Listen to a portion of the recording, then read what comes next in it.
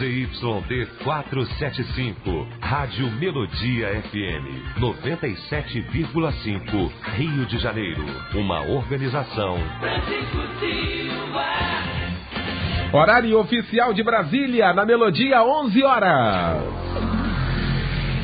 As opiniões e comentários dos convidados deste programa são de responsabilidade exclusiva dos mesmos, não representando necessariamente o ponto de vista desta emissora. A partir de agora, Debate Melodia. Para um planeta de audiência, bom dia! A partir de agora começa o nosso debate, o Debate Melodia, nesta quinta-feira, neste dia 28 de fevereiro de 2013. E é muito bom, mas muito bom saber que você está ligado aqui na nossa Melodia. Você que já estava acompanhando aí o nosso Disque M, aguardando a chegada do nosso debate. Pronto, já está no ar o nosso debate. E você pode debater com a gente, você pode interagir, você pode mandar a sua dúvida, a sua pergunta.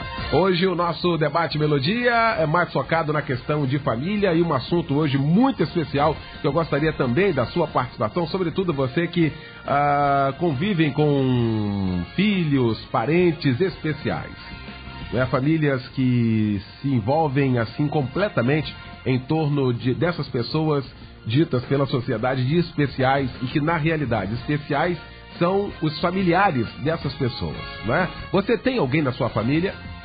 Durante todo o nosso programa, durante todo o nosso Disque M, nós recebemos tantas participações aqui de pessoas. Nós vamos, ao longo do nosso debate, estar trazendo aqui os relatos das pessoas e como essas pessoas, de fato, são especiais. Não por uma classificação, mas por elas serem especiais e importantes, ao ponto de pessoas anularem-se completamente no seio da sociedade, os seus projetos pessoais e se dedicarem integralmente a vida dessas pessoas.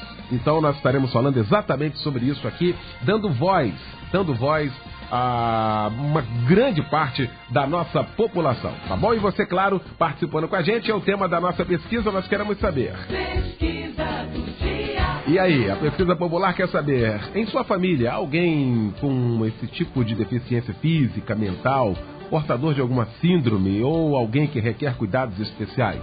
Participe com a gente. A sua opinião é muito importante aqui na nossa pesquisa. No finalzinho do nosso debate, nós estaremos com o resultado aqui da nossa pesquisa do dia.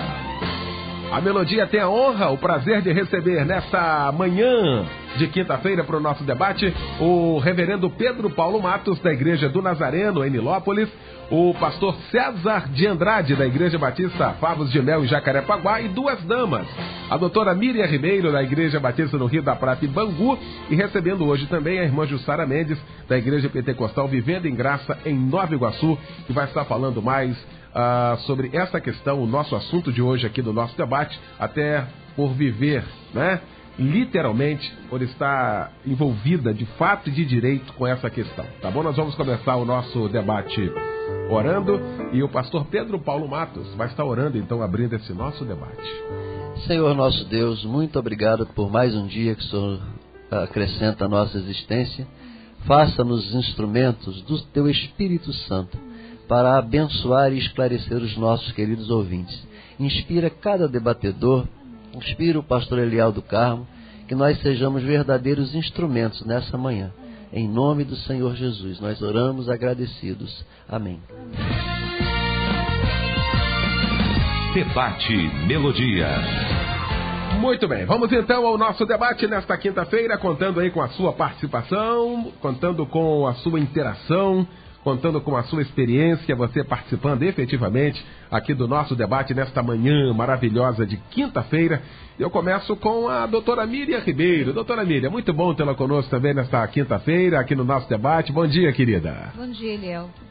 Bom dia, nossos ouvintes. Maravilha. Doutora Miriam, é um assunto que a gente não ouve muito falar, sobretudo no seio da sociedade, mas uma grande parte da nossa sociedade, famílias, né, que convivem com filhos, parentes, pessoas próximas, não é, com certas síndromes, com algumas deficiências mentais, síndrome de Down, poderíamos citar aqui, autismo e tantas outras, né? Ficaríamos aqui elencando várias, mas são pessoas que dependem literalmente 100% da família e a família fecha em torno dela. mas essas pessoas acabam não tendo voz, muitas das vezes, no seio da sociedade. E aí, doutora Miriam Ribeiro, especiais de fato são essas pessoas que cuidam dessas pessoas que são chamadas pela sociedade de especiais? Qual é a sua opinião com relação a isso, doutora Miriam? Eliel, nós somos uma sociedade que foi preparada para produtividade. E todo mundo que não está apto para produzir, como uma pessoa que de fato tem todas as suas capacidades físicas e intelectuais prontas, ela é colocada de lado porque a nossa sociedade é economicamente para produzir. Nós somos uma sociedade que valoriza quem produz economicamente, quem produz dinheiro, né? Quem compra, quem consome e quem produz. E você perguntou assim para mim, será que é especial quem cuida do especial? É porque, hipocritamente, nós não conseguimos conceber que quem tem uma deficiência é uma pessoa que tem que ser respeitada como qualquer outra. Aí a gente cria nomenclatura, fulano é especial. Eu imagino que essa é uma forma hipócrita nossa de não entender que é uma pessoa tão igual quanto eu. Quando eu classifico alguém como especial, é porque eu quero dizer que essa pessoa tem uma categoria diferente da minha.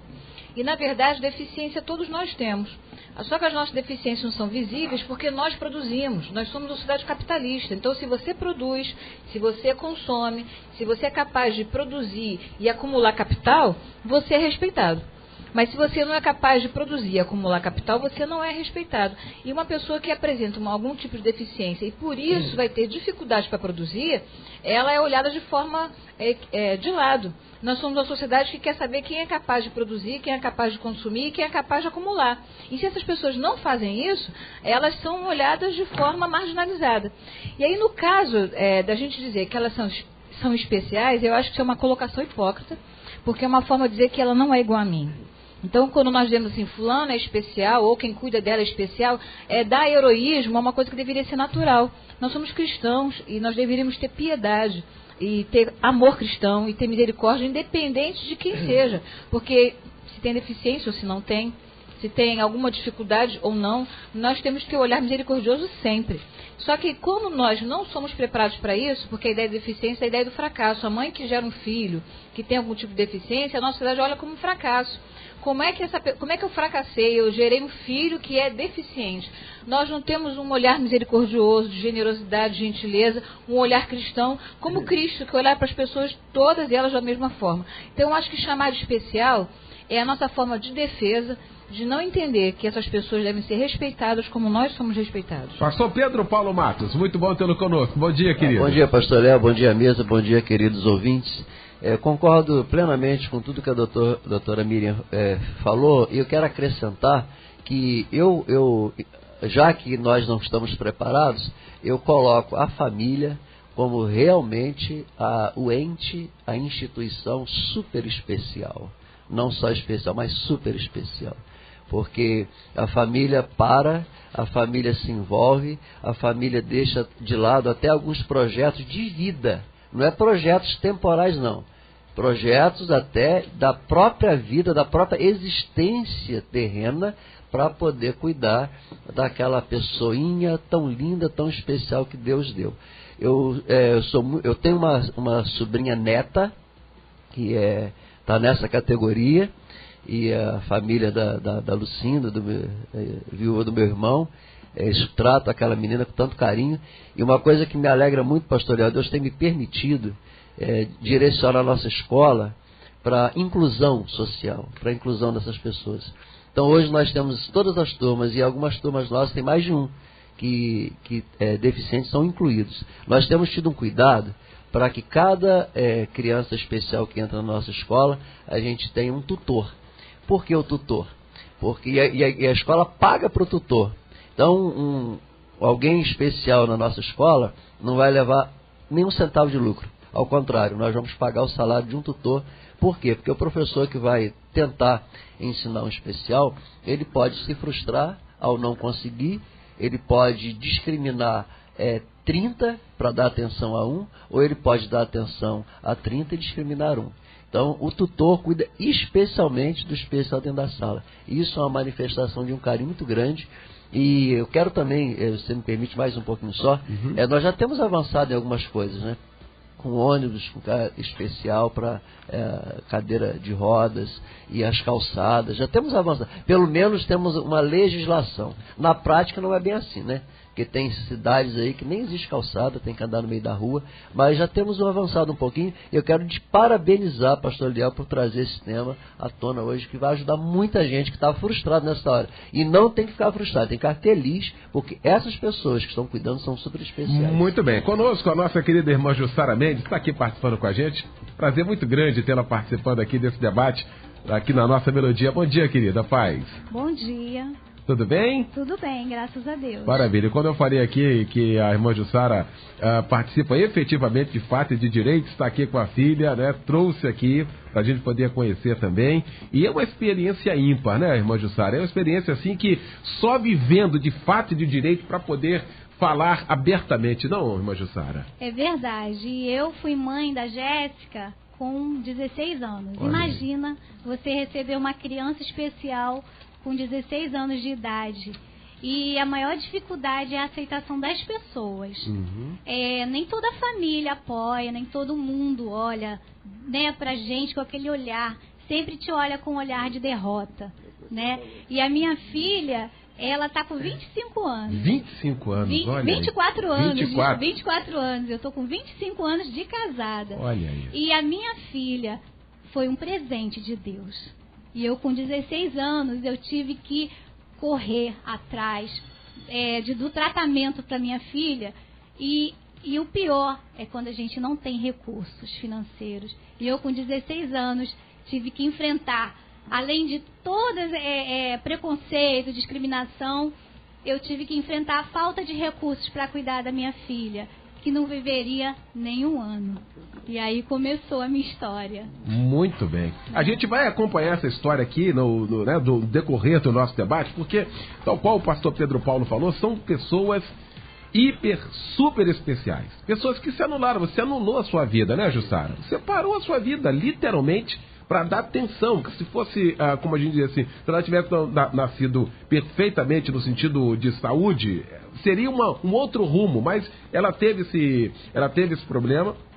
E você parou com 16 anos de idade, 17 anos, ainda uma adolescente, vamos dizer assim, enfrentar isso de frente não foi fácil. Imagina a sua experiência. Não foi fácil. E eu andava com a Jéssica sozinha para o tratamento. Ninguém ia comigo, porque era difícil a condição financeira. Então, eu ia para os hospitais com a Jéssica e era uma criança levando outra criança. E os médicos falavam assim... E eles olhavam para mim com um olhar de compaixão. Com um olhar assim, coitada dessa menina. Que a minha filha, o médico, quando olhou para ela, falou assim, ih, mãe, não vai viver nem um ano. Tem fígado grande, baço grande, cabeça pequena, né? Ela nasceu com encefalopatia crônica não progressiva causada por infecção de citomegalovírus. E ela ficou com paralisia cerebral. Mas a minha filha, eu nunca parei para ficar chorando. Eu tomei, Deus me deu, e eu comecei a cuidar da minha filha. Em nenhum momento eu tive tristeza. Eu apenas aceitei o presente que Deus me deu, que Muito foi a bem. Jéssica. Tá certo. E eu tenho orgulho dela. Que bom. Nenhum momento eu tenho vergonha da minha filha. Ela não como fala, ela tem necessidades especiais. Isso aí. Necessidades especiais. Exatamente. Ela não é especial, ela tem necessidades especiais. Isso aí. Então, é muito cuidado. Imagine que minha filha, eu dou comida na boca, eu troco fralda da minha filha. É muito cuidado. Ela tem problema hormonal, foi eu que descobri. Entendeu? Não é um médico que descobre. A gente vai vivendo com a criança, a gente vai descobrindo as coisas. E eu fui lutando com a Jéssica. E casada, meu esposo tinha 18 anos quando a gente casou. E quando a Jéssica nasceu, meu esposo foi pro quartel. E eu passava a semana toda dormindo sozinha com a Jéssica, com o bebezinho. E eu com 16 anos. Mas nenhum momento eu murmurei, né? Porque eu sou serva do Senhor. E nenhum momento eu murmurei. Eu Muito apenas, eu vi assim, Deus me deu, eu vou cuidar.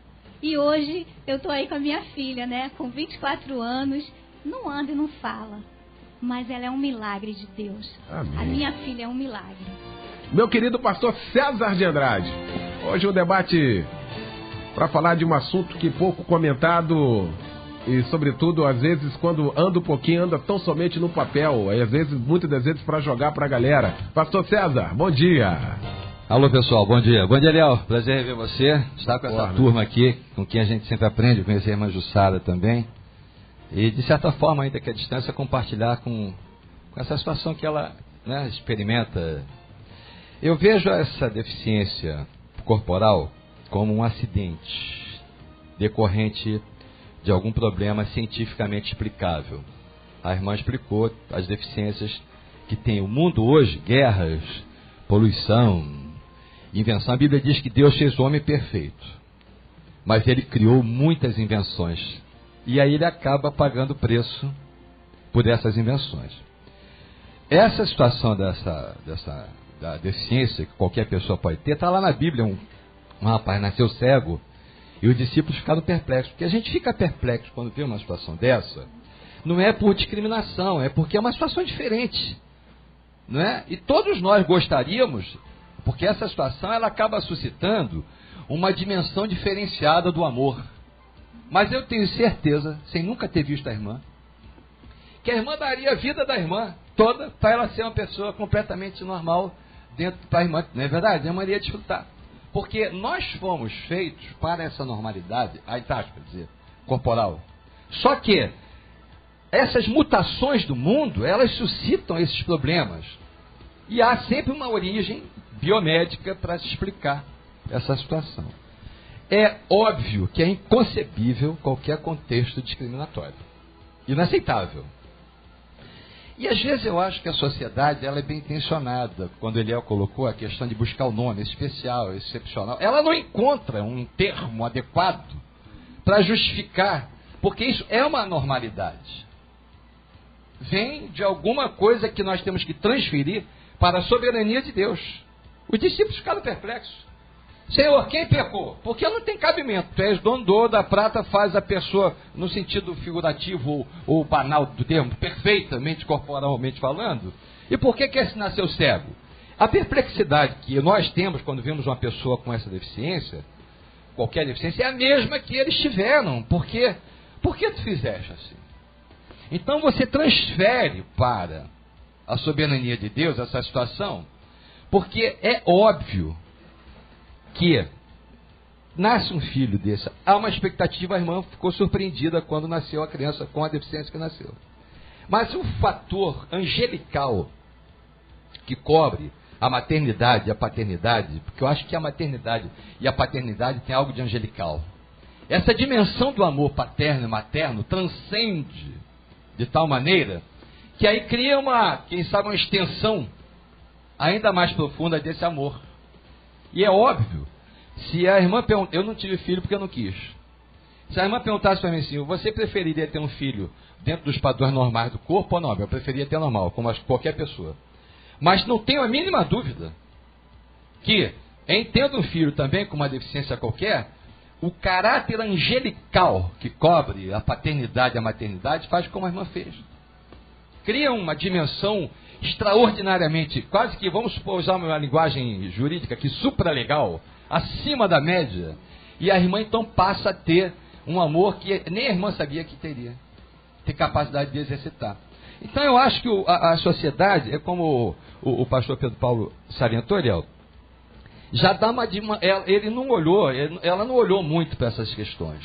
Mas hoje em dia tem muito mais, ou especial ou excepcional, digamos, qual for o nome, por causa dessas mutações científicas, como poluição, guerra, não sei o quê. Então a sociedade agora ela tem que criar ônibus adequado, elevador adequado, porque cresceu assustadoramente a população, de um modo geral, e em crescendo a população também cresce as pessoas que eventualmente têm uma dificuldade.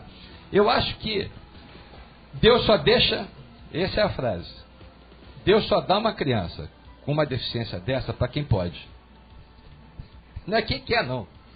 Porque tem pais, e você sabe disso, você é jornalista, sabe disso, que rejeitam a criança, que abrem mão, que botam interno lá não sei aonde, porque foram tão agredidas na sua surpresa, porque esperavam aquela menina robusta, o menino, como a rigor toda moça, não é até nem criticável isso, porque a rigor é o que o casal espera, normalmente.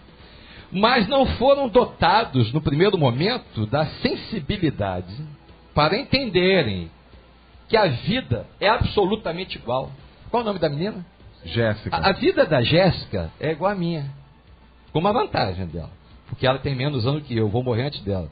Então, eu sou mais velho. A vida, aquele assopro de Deus, é absolutamente igual para todos os seres viventes. A diferença corporal decorre dessa normalidade, ou rubéola, ou sei lá o que, tantas doenças que suscitam uma limitação dessa. Mas a vida é a mesma, a alma é a mesma. A capacidade vivencial, sob o ponto de vista da nobreza da vida, da essência da vida, é absolutamente a mesma. O que muda aí é que eu vou na frase final dela. As necessidades especiais. Mas qualquer pessoa que viajar pelo trânsito, de acreditar que a vida é diferente, ela dançou na maionese. A vida da Jéssica é absolutamente igual a nossa. Ela não tem a mesma mobilidade que nós temos, mas aquilo chamado assopro de Deus e vida é absolutamente igual. Muito bem. A Luzinete Aparecida de Rocha Miranda dizendo: Eliel, tem uma criança com paralisia cerebral. Aí ela diz que é um anjo para mim, uma bênção de Deus. Deus permitiu em minha vida, pois através dela eu conheci a palavra. Ela é muito amada por todos. Obrigado, Luzinete, pela sua participação. A Selma Valéria Sá de Realengo dizendo: tive uma pessoa na família com paralisia cerebral. Minha filha, Ana, que faleceu em 2011 com 22 anos, e afirmo de todo o coração que foi uma bênção de Deus. Eu aprendi muito com ela. Como essas pessoas dão lição de vida para nós outros, não, doutora Miriam Ribeiro? Eu até queria fazer algumas considerações. O pastor César fala sobre a questão da paternidade. Existe até muitos homens que abandonam suas esposas quando as esposas geram filhos com deficiência. Uhum. E muitas têm que carregar o filho sozinha porque os homens não seguram a onda disso. Até porque o filho é o espelhamento, né? Quem é que eu vou apresentar para a sociedade? Quem é essa criança que eu vou mostrar numa festa de aniversário, num casamento, enfim. E o nazismo começou com uma eugenia proposta por um pai. Um pai teve um filho com deficiência e mandou uma carta para o Hitler e falou assim: caro Führer, né? Guia, eu não sei o que fazer com o monstro que minha mulher gerou. Ele não vai falar, ele não vai andar, porque esse é o prognóstico do médico, e eu não sei o que fazer. E o Hitler mandou uma junta médica avaliar aquela criança. A criança tinha meses, e esse era o diagnóstico que os médicos tinham dado. A junta médica disse para o Hitler que a criança não iria realmente se recuperar. E aí o Hitler conversou com o pai e perguntou se o pai estava disposto a cuidar da criança. O pai falou: não, ela só vai me causar dificuldades na vida. E aí, a partir daí, o Hitler começou a imaginar que pessoas que não podem acompanhar o desenvolvimento social e econômico deveriam ser eliminadas da sociedade. Daí começou a eugenia. E aí começou a ideia do nazismo. Quem não pode produzir, quem não pode atender, quem não pode, só vai custar ao Estado, tem que ser eliminado. E essa ideia parte de um pai. Foi a partir de um pai que gerou um filho com deficiência que propôs essa ideia maluca que a gente viu depois no século XX, que foi o nazismo. Então, quando a gente começa a perguntar assim, o que faz uma pessoa amar tanto alguém, que depende tanto dele, que faz ele renunciar à própria vida? É aí que a gente entende, né, que o amor é esse desdobramento. Por que essas pessoas conseguem fazer isso? Elas fazem uma coisa que a gente chama de renúncia. É renunciar a si mesmo. É o que a Bíblia fala, né, de renunciar a si mesmo, renunciar ao seu projeto. Porque a gente tem um projeto de vida. E aí o filho nasce, ele tem um parâmetro, ele vai andar com tal idade, vai falar com tal idade, vai deixar as fraldas com tal idade. E quando você tem uma criança com esse aspecto, você sabe que esses parâmetros não serão atendidos.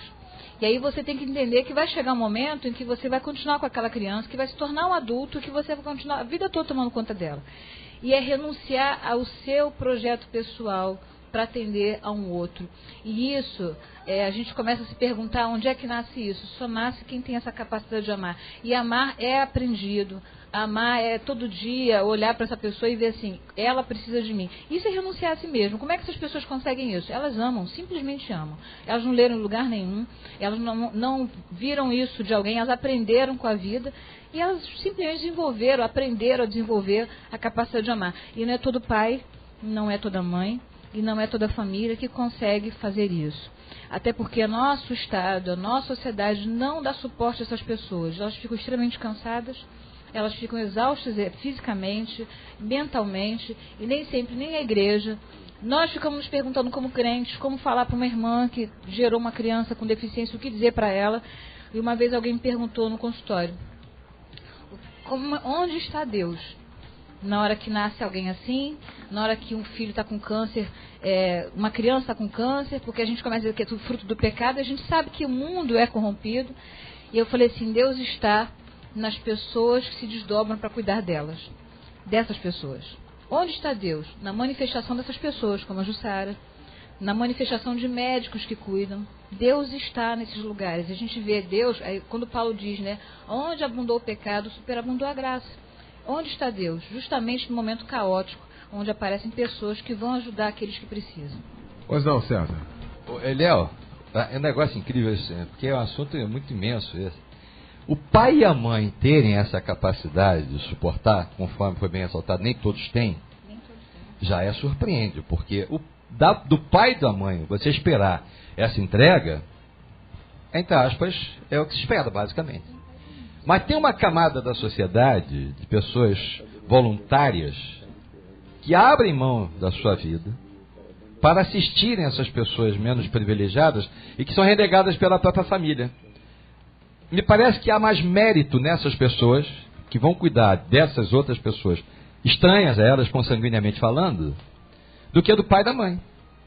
Porque é o que eu falei aqui. Se você perguntar, César, você quer ter um filho, na linguagem que está se usando, especial ou normal? Quero ter o normal. Pergunta a 1 trilhão de pessoas, todo mundo quer ter o normal. Mas se eu tivesse um filho com uma deficiência, eu o amaria 100%. Da mesma forma. Agora, isso é normal.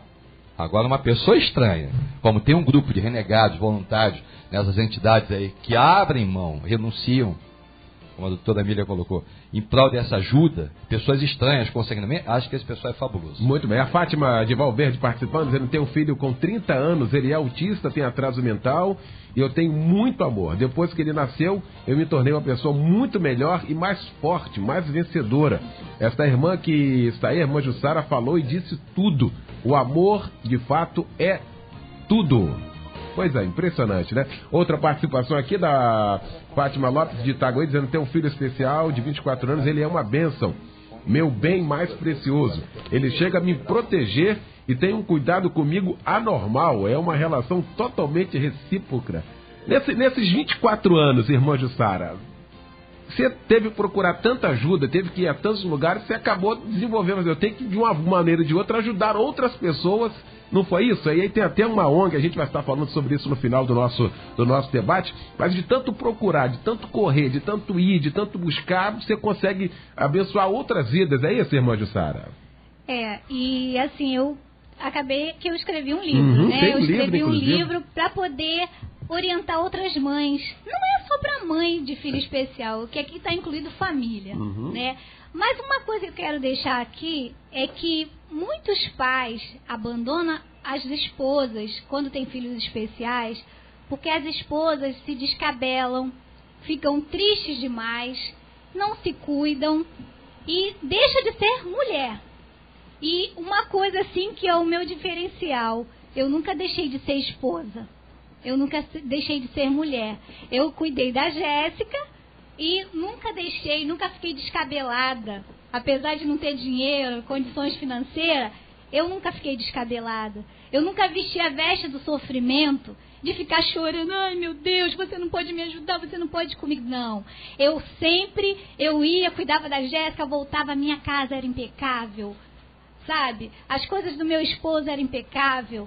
Eu não me entreguei como todo mundo pensa que, teve filho especial, parou a vida. Não, parei não. Eu tive um momento que eu tive que cuidar da Jéssica. Lógico, eu parei de estudar. Eu fui voltar a estudar quando a Jéssica agora com 22 anos. Eu fui fazer o ensino médio à distância e levando a Jéssica.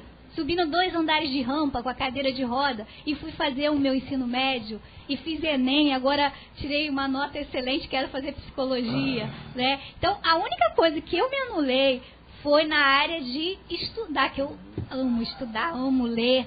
Então, mas eu não deixei de ser mulher. eu não deixei de cuidar do meu esposo. E por mais que ele era muito jovem e ele não era muito responsável na época. Hoje ele é um pastor, um servo do Senhor. Mas ele não era responsável. E eu que tinha que ser responsável. E eu, em nenhum momento, eu vesti, como eu sempre falo, a veste do sofrimento.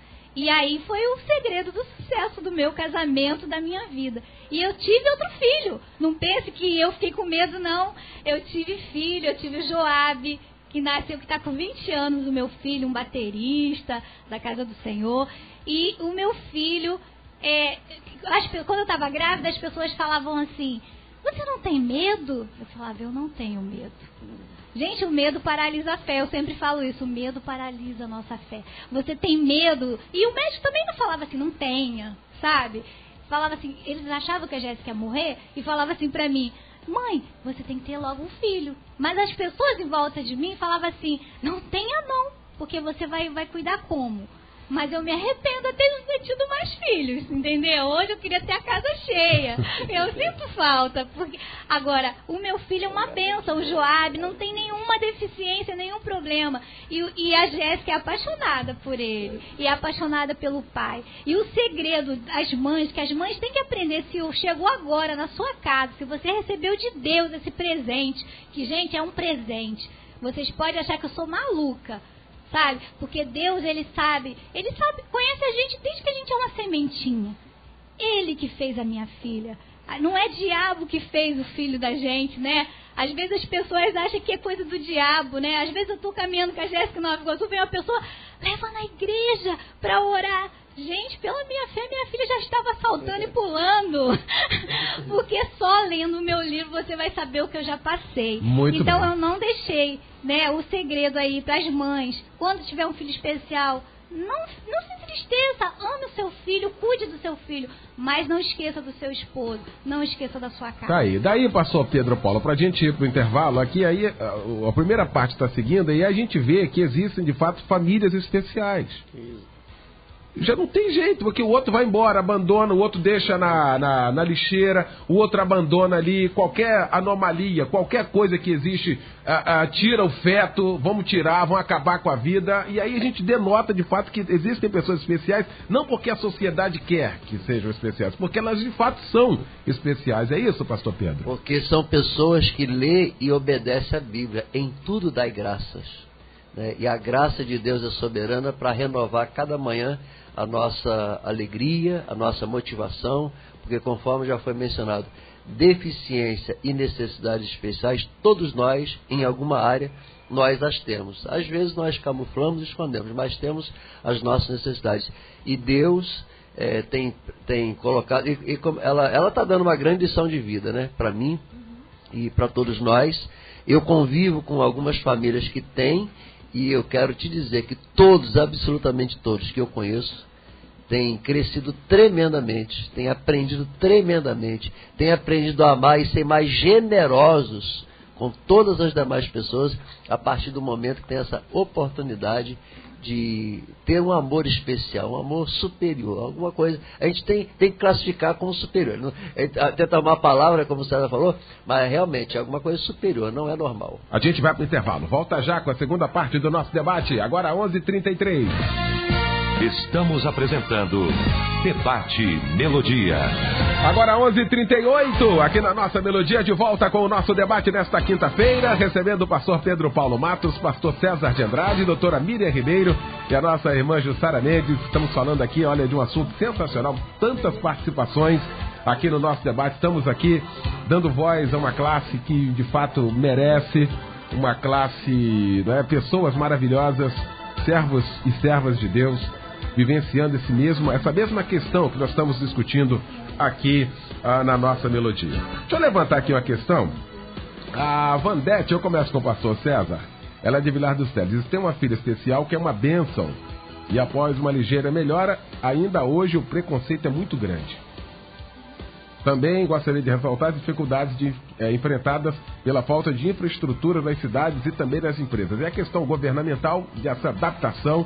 Agora, por exemplo, que as igrejas começaram a rever seus templos com subidas. Depois de tanta gente clamar, pedir, fazer debate aqui, aí vários pastores aqui tiveram humildade e falaram assim, olha, engraçado que eu nunca imaginei nisso, nunca pensei nisso, a questão da acessibilidade dessa questão. E aí, pastor César de Andrade? A sociedade foi preparada para, vamos votar, cuidado, eu estou tomando todo cuidado para não falar uma frase que é agredíssima, diga-se normal, as pessoas normais, corporalmente falando. E com o advento dessas mutações todas em face desses problemas todos de ordem social, cultural, poluição, que aumentou assustadoramente de décadas para cá a população, e em crescendo a população, cresce também o número das pessoas com uma ou outra deficiência dessa que a gente denomina, dá uma nomenclatura assim. Então as igrejas também estão fazendo bem o seu papel agora, quer dizer, estão se preocupando, porque não tinha esse percentual. Uhum. Em 1970, na Copa de 70, nós éramos 90 milhões de pessoas. Hoje no Brasil são 200 milhões. Na China tem 2 bilhões, 10 vezes mais a população brasileira. Então, mais poluição, mais engarrafamento, mais estresse. O que aconteceu? Vamos sair um pouco do lado especial, do lado excepcional do corpo. O câncer. Hoje todo mundo tem câncer. Se não tem agora, vai ter daqui a pouco. Está amarrado. Amarrado ou solto, a verdade é que tem. Entendeu? Se o cara... Nem todos morrem de câncer hoje, porque não dá tempo. Como a ciência conseguiu prolongar a vida, eu faço responsabilidade civil há 30 e tantos anos, há 20 e tantos anos atrás, você falava na média para efeito de indenização de 50 e poucos anos do brasileiro. Hoje a média para efeito de indenização é 72 anos de idade. Você vê que a ciência prolongou a vida. Então, com o prolongamento da vida, as pessoas são mais suscetíveis a doenças, vão sofrer uma doença. Não sofreram até agora, vão sofrer daqui a pouco. Então, hoje a sociedade sofreu um impacto muito grande do aumento de pessoas com essas deficiências.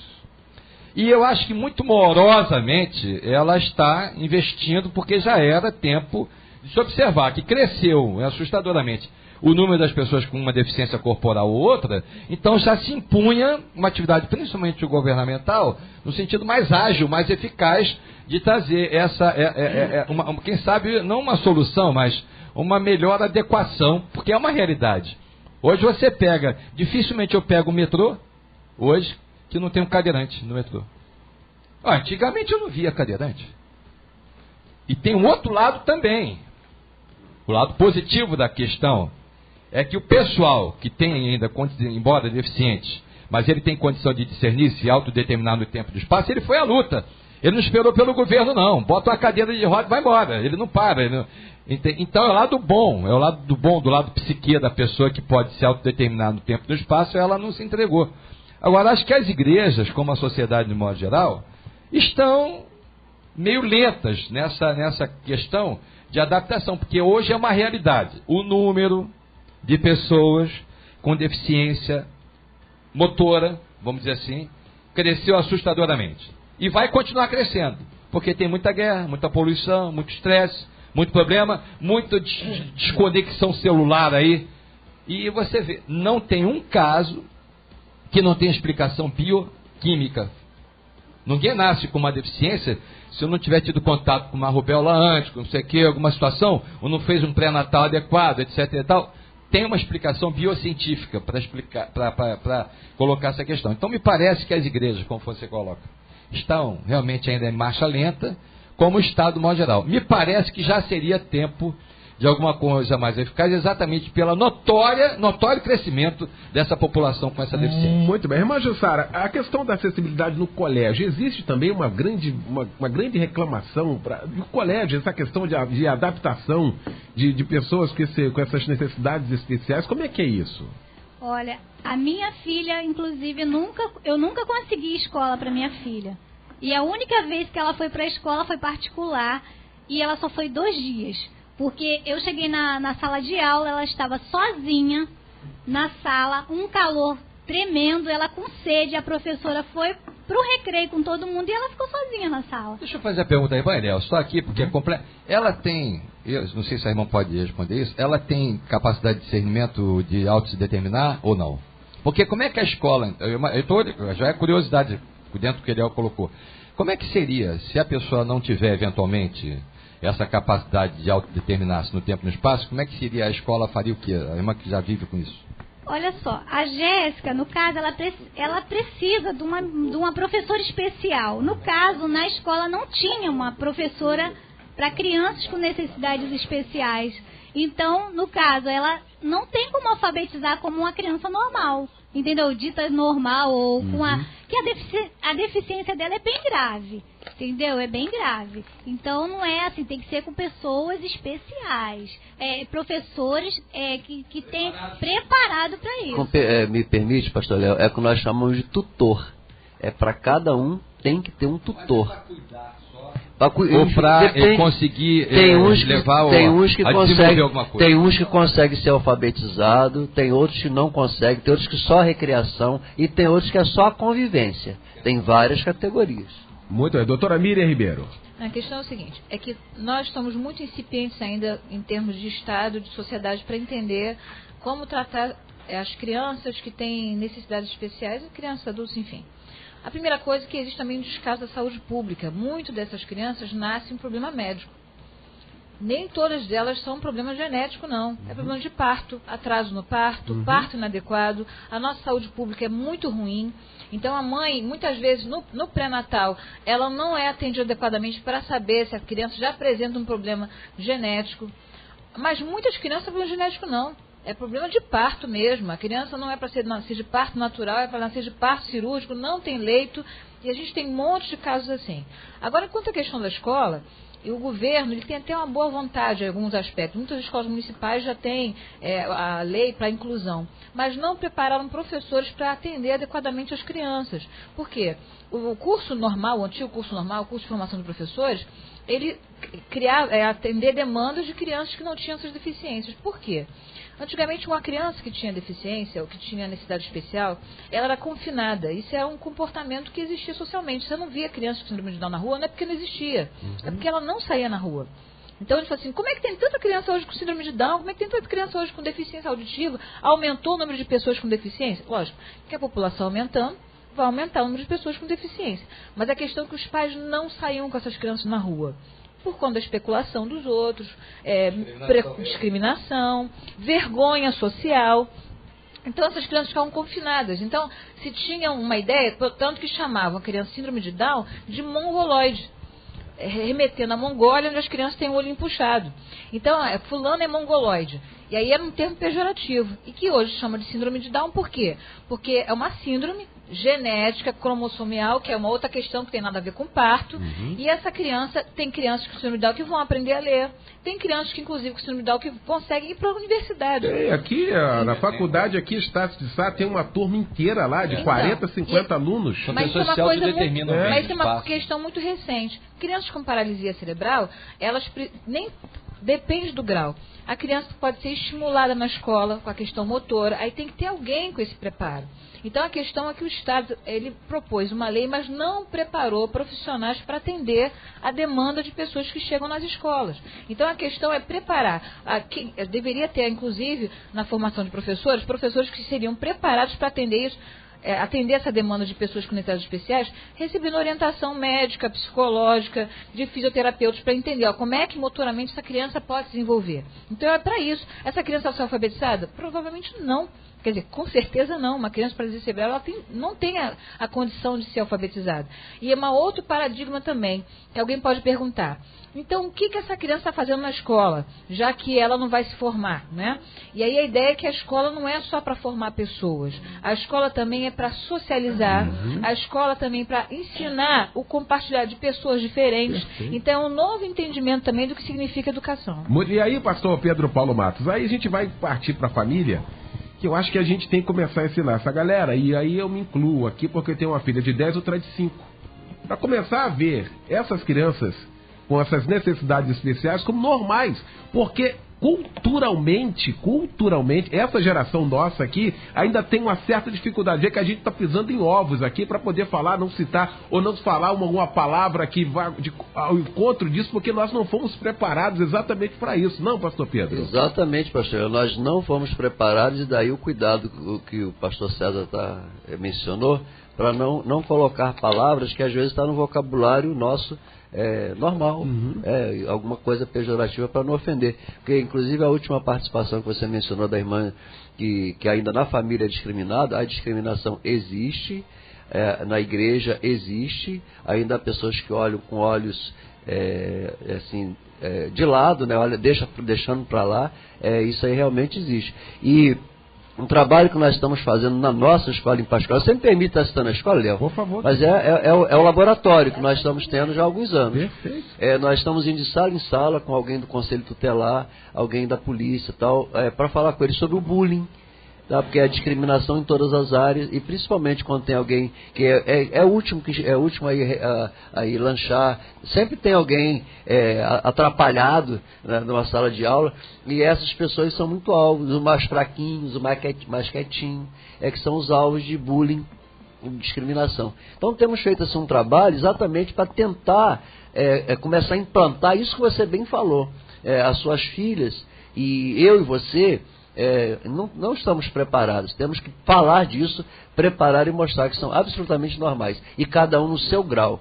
Um só para recreação, temos um menininho que é só recreação, mas na hora da educação física das criançadas, que coloca lá um tatame, ele enrola naquilo ali, mas com uma alegria, com uma felicidade. Ele não vai aprender talvez o A, B, C, mas a alegria de conviver com outras crianças. E outra coisa, pastor Léo, a alegria das outras crianças e o cuidado com ele é uma coisa assim linda, uma coisa de Deus.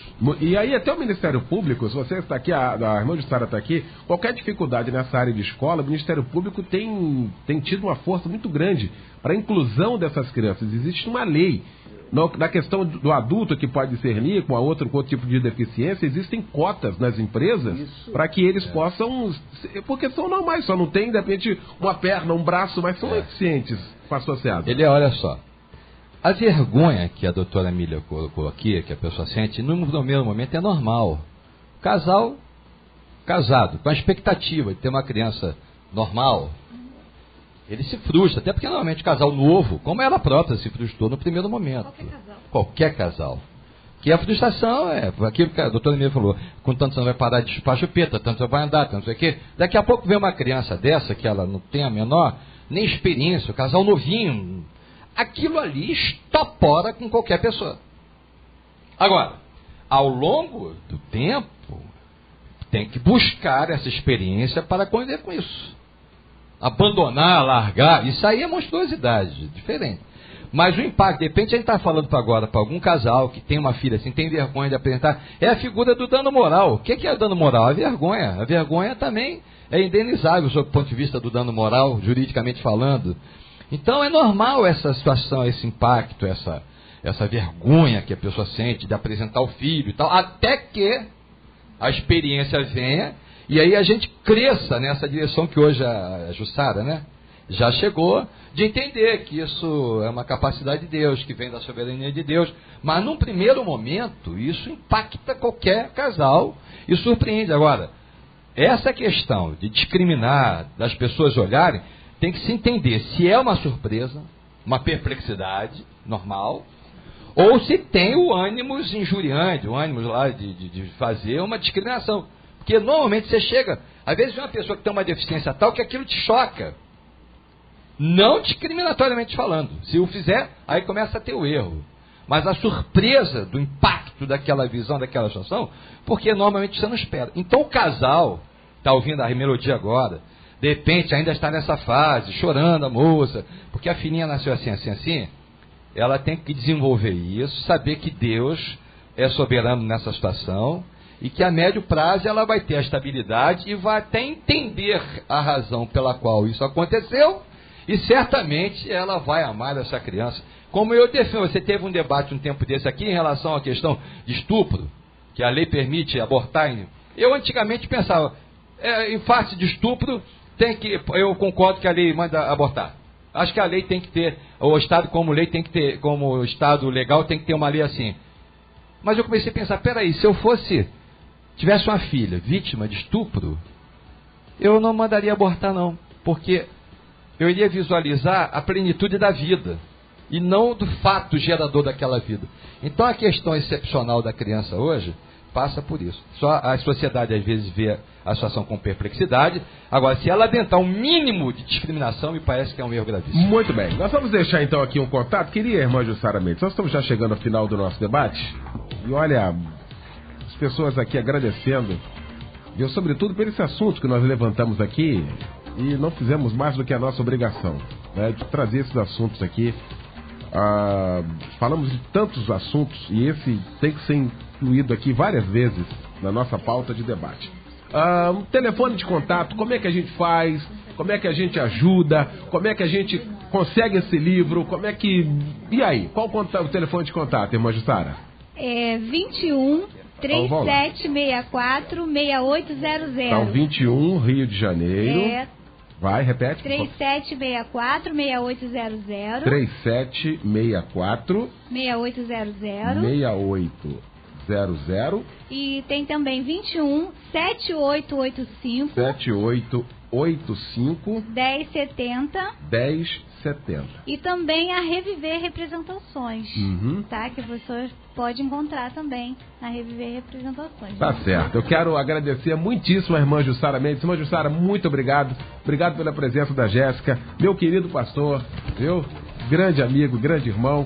Obrigado pela participação. Nesta manhã nós tivemos aqui, de fato, uma aula. As pessoas dizendo aqui, viu, que a sua atitude, a sua coragem, a sua força está servindo de alento para muita gente agora. A palavra do pastor César também, ao final do nosso debate agora aqui, também foi de maneira extraordinária nesse princípio, nessa perplexidade, a priori, em princípio, mas depois você vai sabendo e vai conseguindo entender qual o propósito de Deus maior. Porque todas as pessoas que participaram aqui, todas as pessoas, pastor Pedro, todas que criam filhos assim, dizendo assim, eles são importantes, me ensinaram muito na vida, são meus amores, eu os amo e aprendo muito com eles. Todas as pessoas que participaram. Então, são especiais por causa disso, que até mesmo com essas necessidades especiais, elas conseguem ensinar nós outros. Obrigado, irmã Jussara, pela participação com a gente. Tá, querida? Amém, eu que agradeço. Maravilha, obrigado. Doutora Miriam Ribeiro, obrigado pela participação aqui com a gente, querida. Eu que agradeço, e o versículo que o pastor Pedro Paulo usou, né? Em tudo é graça, é diferente de por tudo é graças. Em tudo é graça significa assim, em todas as circunstâncias, ainda que eu não as entenda, ainda que eu não consiga entender o significado delas. É diferente de por tudo é graças e em tudo é graças. E o versículo diz, em tudo dá graças. Porque essa é a vontade do nosso Pai que está nos céus. Então, eu tenho certeza que a Jussara, em alguns momentos, não agradeceu por tudo, mas agradeceu em tudo. E diante de tudo que a gente fala de especial, eu estava conversando até com o pastor César e o pastor Pedro Paulo, é porque diante do perplexo, a gente chama isso de indizível e inominável. Você não tem nome e você não tem o que dizer. E diante daquilo que você não tem o que dizer, nem tem como ressignificar, você diz que é especial, porque é a melhor coisa que tem a dizer a respeito disso. Eu queria mandar um abraço à minha igreja, Igreja Batista do Rio da Prata, as Déboras, que oram pelos filhos, e agradecer muito por estar aqui com alguém que nos dá exemplo de vida. Que diante daquilo que a gente não sabe o que dizer, que é indizível e inominável, a gente encontra uma palavra chamada amor. Maravilha. Bom, estou com o resultado aqui da pesquisa. Nós perguntamos durante todo o nosso programa, hoje, não é? Em sua família, há alguém deficiente físico, mental, portador de alguma síndrome, alguém que requer cuidados especiais? 41%, pastor Pedro Paulo Matos, 41% dizendo que sim, dizendo ter pessoas no seio da família com esse tipo de necessidades especiais, pastor Pedro. Pode aumentar um pouquinho, que eu não tinha votado ainda, né? Pois é verdade. Isso aí reflete o que o pastor César falou, que aumentando a população, aumentam também os casos. E que todas essas famílias possam usar uma palavra que a doutora Miriam mencionou, amor. O amor é o grande diferencial. É o amor de Deus e não o amor humano, é o amor de Deus em nós que nos faz amar verdadeiramente. Parabenizo essa linda família, essa família que nessa manhã nos deu aqui lições de vida. Eu saio daqui hoje mais rico de estar vendo vocês e ouvindo com vocês. Um abraço, companheiro, para Francisco Silva, mas assim, bem apertado mesmo, de quebrar a costela, vindo lá da Baixada Fluminense, aqui o pessoal da mesa, os nossos ouvintes. Hoje à noite, 7h30 da noite, é um culto na nossa igreja, Rua João Pessoa, 1469. A nossa igreja, Léo, é pertinho da prefeitura. É só procurar a prefeitura da melhor cidade da Baixada, entendeu? onde nós estamos investindo em metrô, porque é buraco para todo lado. Então você chegando à prefeitura, aí tu vai achar a igreja. Tem negócio também dos fantasmas lá, a cidade meio fantasma. Rapaz, nós estamos fazendo lá. Então hoje é culto de libertação. Para exorcizar tudo quanto é fantasma naquela cidade. É fantasma demais da conta, amigo. Muito bem. Pastor César de Andrade, obrigado, querido, pela participação aqui com a gente, meu irmão. Um beijo para você, bom te ver, está aqui com o pessoal todo.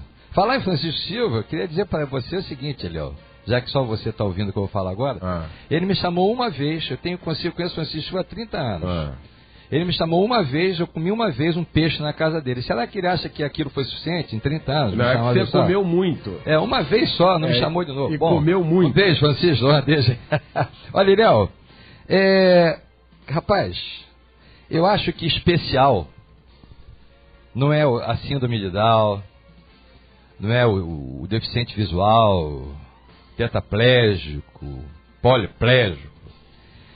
Quando nós crescermos na capacidade de entendermos a nobreza da vida, nós vamos concluir que especial é a própria vida. Deus abençoe a todos. Maravilha. Obrigado, Tânia. Tânia de Andrade hoje com a gente aqui para nossa alegria. Bom, gente, Deus abençoe a todos. Logo mais, então, o nosso encontro aqui na nossa melodia. Às 9h30 da noite no Cristo em Casa estará pregando logo mais o pastor Paulo Cozendei. Amanhã, sexta-feira, às 7 da manhã, o nosso Disque M. Às 11, com o nosso debate aqui na nossa melodia. O nosso muito obrigado a você que pode participar efetivamente aqui com a gente. Edinho Lobo! Meu querido Eliel do Carmo, beleza? Boa tarde. Boa tarde. Você sabe que o pastor César de Andrade hoje não falou do Flamengo, né? Ele veio com aquelas anomalias e tal. É que hoje ele só falou de coisas especiais. Só falou... Ah, tá, entendi. Entendeu? Então tá bom. Como o Flamengo é mais do que especial... Ó, tem um ouvinte sua aí, ó, número 1, hein? Sua número 1, viu? Aí, isso aí, abraço aí, tá certo. Valeu, gente, um grande abraço, Deus abençoe a todos, tudo de bom, uma ótima quinta-feira e logo mais, às 7h30 da noite, eu vou estar com o pastor Humberto Rodrigues na Igreja Nova Vida do Maneró, na Ilha do Governador, Avenida Governador Chagas Freitas, tá bom? Às 7h30, num grande culto, quero te abraçar, tá bom? Amanhã, você ouve mais um Debate Melodia.